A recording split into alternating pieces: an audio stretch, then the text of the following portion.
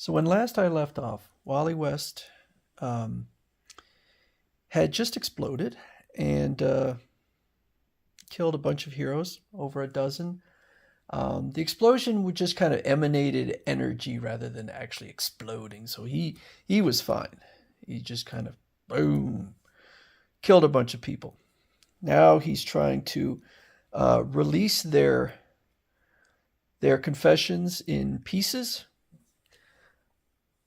as redemption. I don't get it.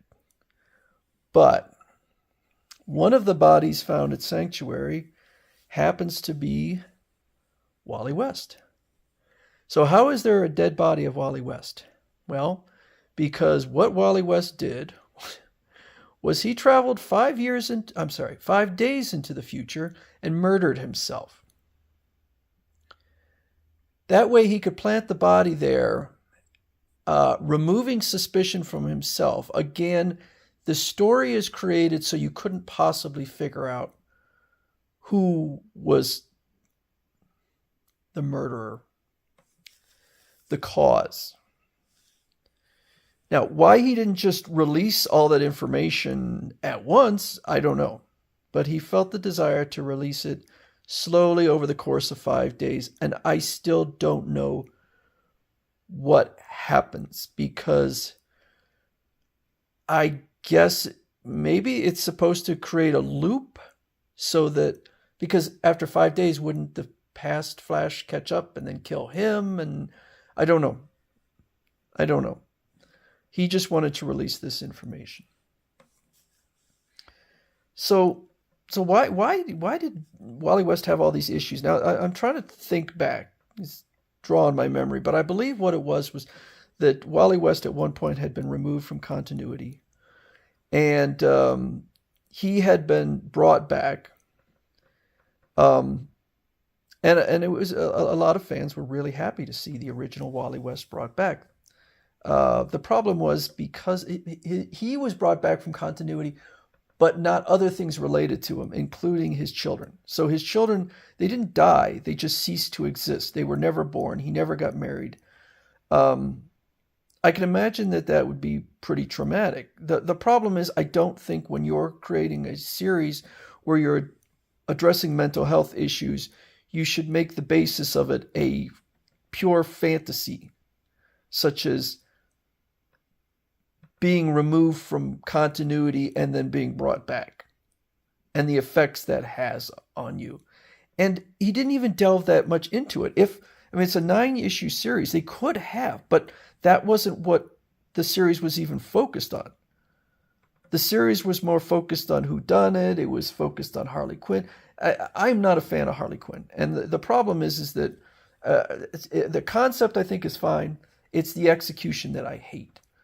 And this one is perhaps the worst, because she's so darn strong for a non-superpowered character. At one point in here, she gets the best of Superman, Batman, and Wonder Woman.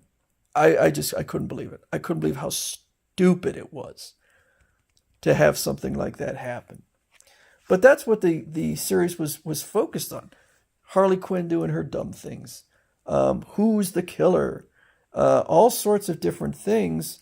And not really addressing Wally West and his mental issues. If King had focused on one hero and said, okay, this hero is suffering from mental issues due to, even something as bizarre as being removed and then reinstated into continuity. I think you could have had something there. But to say that all the heroes, from Superman down to the D-level hero that's no longer used anymore, is, I think, ridiculous. So, a group of heroes and one villain discover what he's doing. This includes Harley Quinn, I guess 2 villains. Harley Quinn, Booster Gold, Blue Beetle, Batgirl, Poison Ivy. They discover what Wally West is trying to do. And so they decide to help him. You could kind of say, well, Wally West is out of his goddamn mind. That's why he's doing this stuff. That's why he thinks that releasing people's private confessions, which were never intended to be released, God knows why they were recorded in the first place. But apparently all those characters also thought that he was doing the right thing.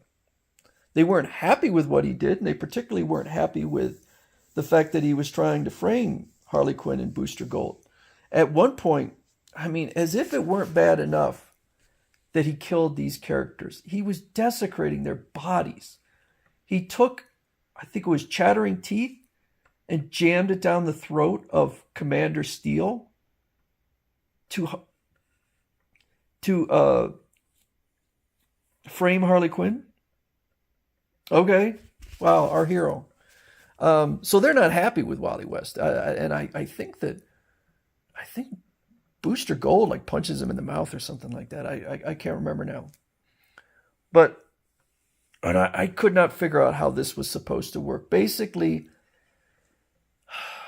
Booster Gold goes to the 25th century, creates a clone of Wally West, and kills it, and brings it back so that they have a body. And I don't even understand now. Don't they have two bodies? How does that? I don't understand what that was supposed to do.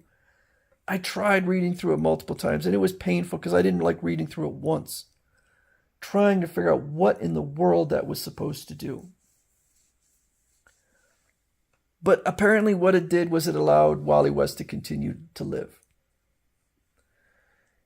And in the end, Sanctuary is shown to be back up and running, and Wally West the Flash is in prison in his costume. The explosion was obviously I think it was a terrible idea, but it was his reaction to it which was so awful. And nothing he did, it showed. Apparently DC figured out very quickly that they screwed up, because they quickly wrote another series, which I had no interest in reading, to try to undo what happened here, because clearly this was considered to be in continuity. And it's just, it fails on so many levels. I know that the big problem that people seem to have is what he did to Wally West. That was the least of my concerns. Because if you do something to a character like that in the service of a great story, I'm okay with it. This was not in service of a great story. This was in service of a terrible story. So, and I'm not, I'm not that emotionally attached to Wally West.